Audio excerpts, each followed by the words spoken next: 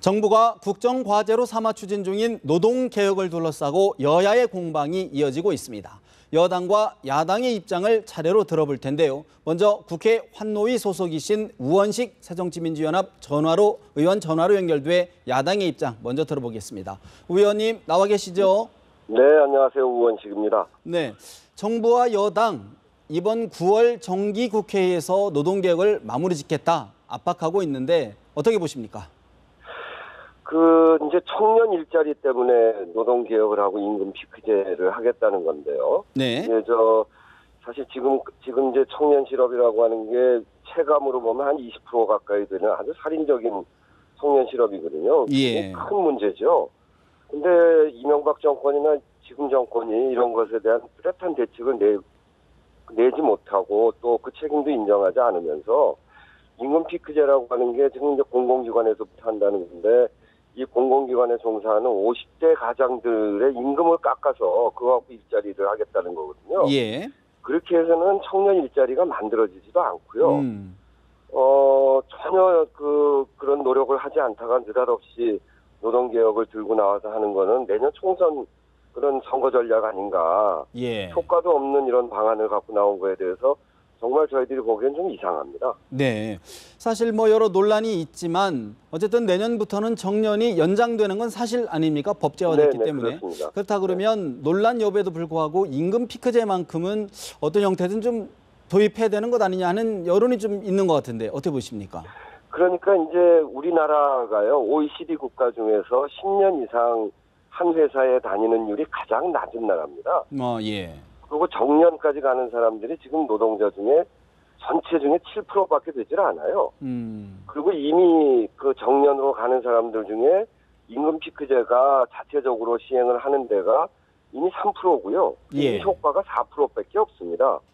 그러니까 그거는 정년 연장하는 거에 따라서 회사와 노동자 간에 자율협약을 통해서 하면 되는 거거든요.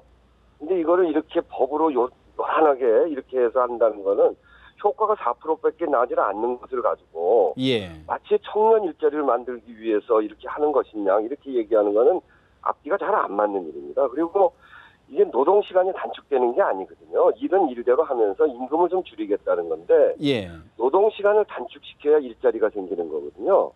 노동시간 피크제, 점진적 퇴직제도 이런 거를 해야 그래도 좀 생기는 건데 예. 임금 피크제는 그 4%만큼의 사람들에 대해서 월급을 깎아서 대기업의 주머니를 채워주겠다 하는 것 이외에는 다른 게 아닙니다.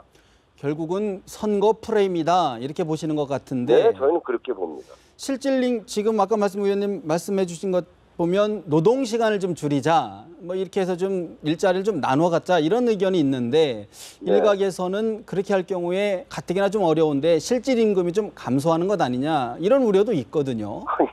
임금 피크제는 일 다 하면서 임금을 줄이자는 거잖아요.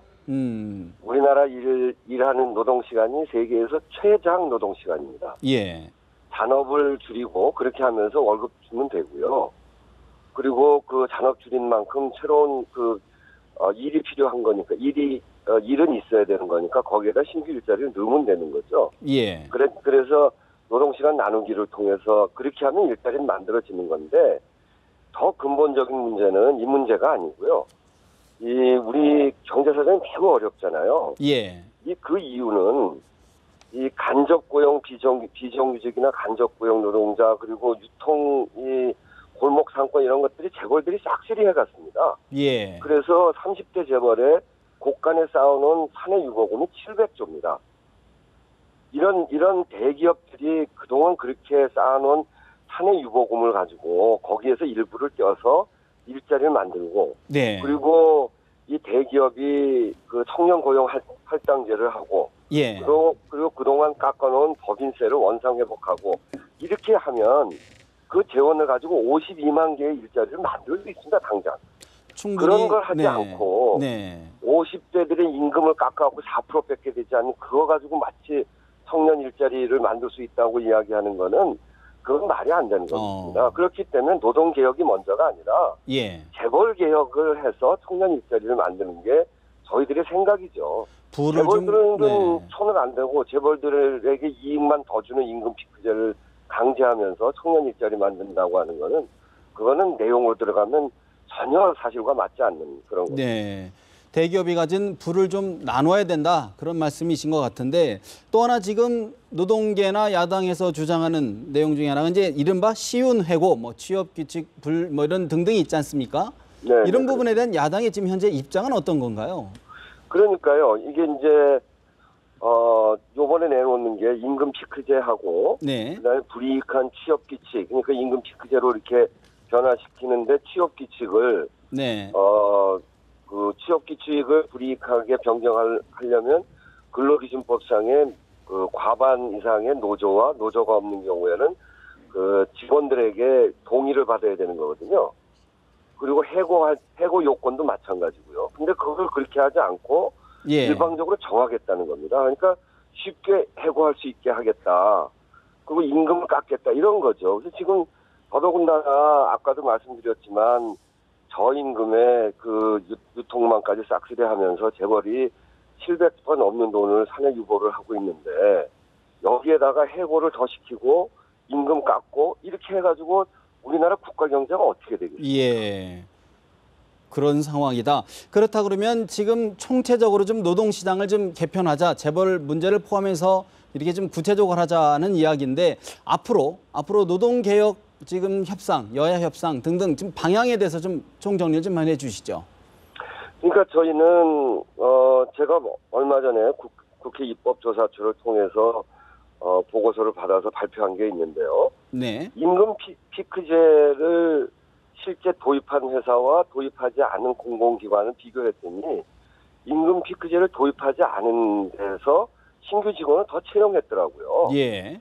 그러니까 임금 피크제하고는 청년 일자리하고는 관계가 없는 거, 상관관계가 없어요. 예. 근데 이제 저희들은 진짜 이 청년 고용 문제가 매우 심각한 문제이기 때문에 이 문제를 해결하기 위해서는 재벌 대기업이 갖고 있는 것들을 좀 내놓아야 된다, 사회에. 예. 그래서 재벌 개혁과 노동 개혁 이런 것들을 함께 논의하는 노사정의 사회적 대타협 기구를 국회에다 만들어서 예. 거기에서 재벌들의 양보까지를 포함하는 그런 논의로 들어가자는 겁니다.